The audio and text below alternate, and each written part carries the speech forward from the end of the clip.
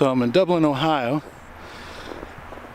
and of course I fly in right when there's a snowstorm, but I had to come visit Cornhenge. Cornhenge is a field of 109 6-foot tall corn stalks that on what used to be a cornfield. So they have weddings here and all other kinds of events, and it is freezing out here. It's like 10 degrees. This Florida boy's not used to this. So the corn, this was commissioned in 1994 to celebrate Ohio's rich agricultural history here.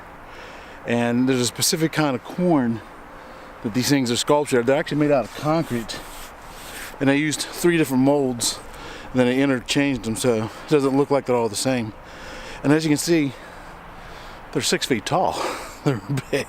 Sorry, I gotta finish this in the car because it's cold out there. So the original person who designed this was Malcolm Cochran, and like I said, he wanted to do it to honor the farmer who donated this land, also Ohio's rich agriculture heritage.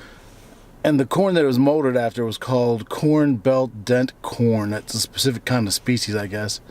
And I guess maybe that's what the farmer grew here or something. So this week's been kind of unusual because I started off in Pensacola, nice warm weather, and then ended up coming up here after I got done teaching.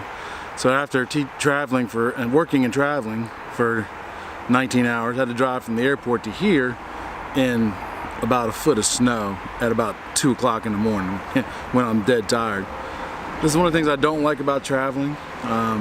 Could always be better, but you know, there's a lot of good trips that more than weigh out the bad stuff like this. And sometimes it's good to see snow, but I don't particularly want to see snow when I'm dead tired and worked so many hours.